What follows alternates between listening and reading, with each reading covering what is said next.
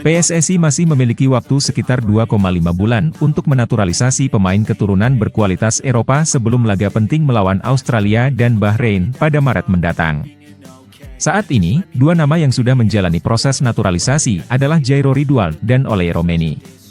Namun, di luar dua pemain tersebut, masih ada 4 bintang Eropa lain yang berpotensi memperkuat timnas Indonesia di bawah asuhan Patrick Kluivert. Nama pertama yang paling memungkinkan untuk segera dinaturalisasi adalah Emil Audero. Kiper Sampdoria yang kini dipinjamkan ke Inter Milan ini memiliki ayah asli Indonesia, sehingga memenuhi syarat FIFA untuk proses naturalisasi. Jika PSSI bergerak cepat, Emil bisa menjadi tambahan berharga di posisi penjaga gawang. Selanjutnya ada Pascal Struijk, bek tangguh milik Leeds United yang memiliki darah Indonesia dari kakek dan neneknya. Sebelumnya, ia sempat menolak membela timnas Indonesia karena masih ingin memperjuangkan tempat di timnas Belanda. Namun, dengan kehadiran Patrick Kluivert sebagai pelatih baru timnas Indonesia, bukan tidak mungkin pikirannya berubah. Dua nama lain yang bisa menjadi opsi tambahan adalah Miliano Jonathan dan Jordi Weerman. Miliano baru saja pindah ke FC Utrecht pada bursa transfer musim dingin dan memiliki darah keturunan dari Depok. Sementara itu, Jordi Weerman, yang kini bermain di Madura United, pengalamannya di Feyenoord dan klub-klub Liga Belanda menjadikannya aset berharga bagi timnas Indonesia. Proses naturalisasinya juga lebih mudah karena ia sudah bermain di Liga 1. Jika keempat pemain ini berhasil dinaturalisasi tepat waktu, timnas Indonesia akan memiliki skuad yang lebih kompetitif menghadapi laga krusial di kualifikasi Piala Dunia 2026.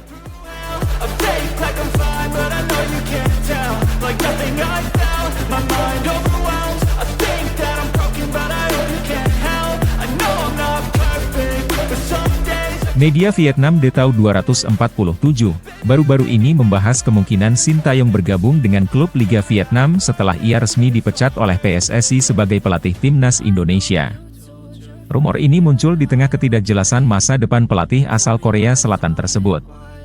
Salah satu klub yang dikaitkan dengan Sin adalah Hanoi FC.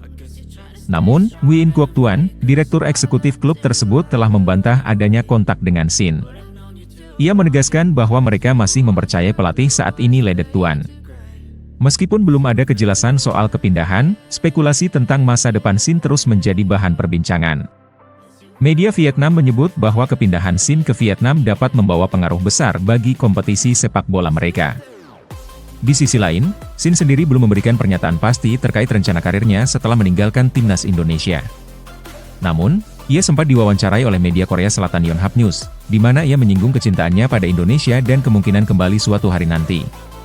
Dalam wawancara tersebut, Sin mengungkapkan bahwa ia merasa telah menancapkan akar yang kuat di sepak bola Indonesia. Ia juga berharap bisa terus menjalin hubungan baik dengan Indonesia, bahkan jika ia kembali ke Korea. Pernyataan ini menunjukkan bahwa meskipun masa depannya belum pasti, Sin tetap menghargai pengalaman dan hubungan yang telah ia bangun selama bekerja di Indonesia. Rumor soal kepindahan Sintayong ke Vietnam mungkin masih jauh dari kenyataan, namun perhatian media terhadap hal ini mencerminkan reputasi besar yang ia miliki di Asia Tenggara. Apakah Sin akan melanjutkan karirnya di Vietnam, kembali ke Indonesia, atau memilih jalur lain, tetap menjadi tanda tanya besar yang menarik perhatian banyak pihak. Yeah, I'm about to fade away, cause every time I wake up I feel like it's Monday. Something's going wrong with all the chemicals up in my brain. Bek timnas Indonesia Kevin Dix, tengah menjadi salah satu nama panas di bursa transfer Eropa. Kontraknya bersama FC Copenhagen akan berakhir pada Juni tahun ini, dan ia diprediksi tidak akan kesulitan menemukan klub baru. Dengan catatan 16 pertandingan di Liga Denmark, serta kontribusi 4 gol dan 3 assist, Kevin menunjukkan performa impresif yang membuatnya masuk dalam radar klub-klub besar. Konsistensinya di atas lapangan membuat beberapa tim top Eropa mulai melakukan pendekatan serius untuk mendapatkan jasanya. Menurut laporan Football Premier, dua klub Bundesliga, Borussia Mönchengladbach dan Wolfsburg, menjadi yang paling serius dalam perburuan bek berusia 28 tahun ini. Selain itu, beberapa tim dari Liga Inggris, MLS, dan Turki juga dikabarkan tertarik untuk merekrutnya. Mönchengladbach sudah cukup lama memantau Kevin, bahkan pada musim panas lalu ia nyaris bergabung dengan klub tersebut. Namun, transfer tersebut tidak terwujud, dan kini mereka kembali mencoba merekrutnya pada bursa transfer musim dingin ini. Jika gagal, mereka masih memiliki opsi untuk merekrutnya secara bebas transfer pada musim panas mendatang. Di sisi lain, Wolfsburg juga menjadi pesaing kuat dalam perburuan Kevin Dix.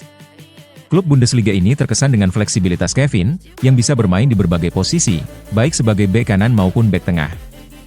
Penampilannya di FC Copenhagen menunjukkan bahwa ia bisa menjadi pemain bertahan yang tak tergantikan dalam skuad mereka. Statistiknya musim ini juga cukup mengesankan, dengan torehan 9 gol di semua kompetisi serta 3 assist, angka yang luar biasa untuk seorang pemain bertahan. Hingga kini, belum ada kepastian terkait masa depan Kevin, termasuk kemungkinan kembali ke Liga Belanda.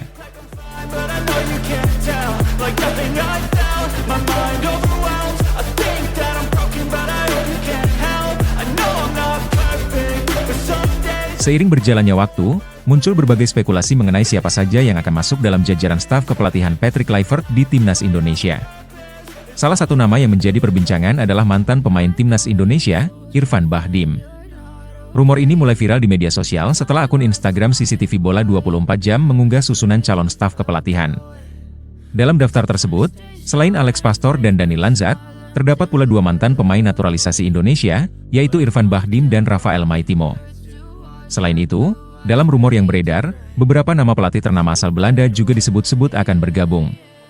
Namun, hingga saat ini, baik PSSI maupun Patrick Kluivert belum memberikan pernyataan resmi terkait susunan staf kepelatihan tersebut.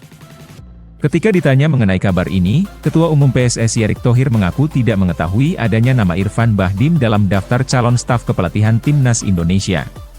Kendati demikian, Erick membenarkan bahwa ia memiliki hubungan baik dengan Irfan, tetapi tidak tahu apakah Irfan benar-benar masuk dalam pertimbangan untuk menjadi asisten pelatih. Mengenai proses seleksi staf kepelatihan, Erick Thohir menegaskan bahwa keputusan akhir berada di tangan tim pelatih dan PSSI. Dengan belum adanya konfirmasi resmi, publik masih harus menunggu keputusan akhir mengenai siapa saja yang akan membantu Patrick Kluivert dalam menangani Timnas Indonesia.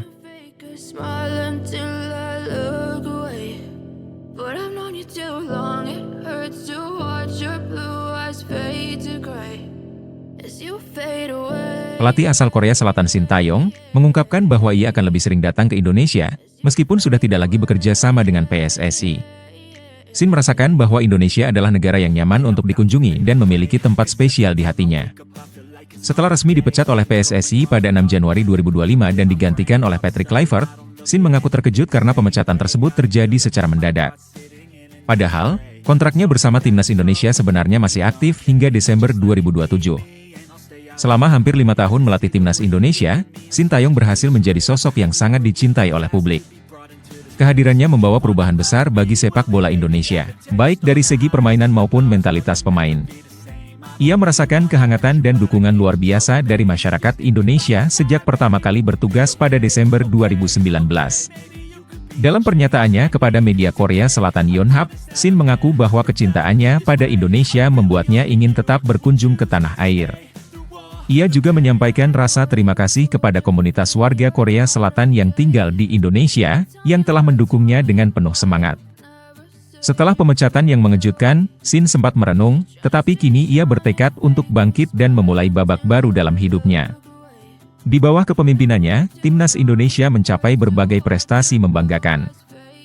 Shin berhasil membawa Indonesia ke final Piala AFF 2020, semifinal Piala AFF 2022, serta semifinal Piala Asia U23 2024.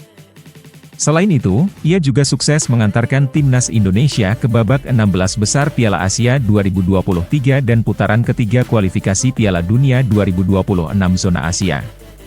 Meskipun kini tidak lagi bersama Timnas, warisan dan kontribusinya bagi sepak bola Indonesia akan selalu dikenang oleh para penggemar.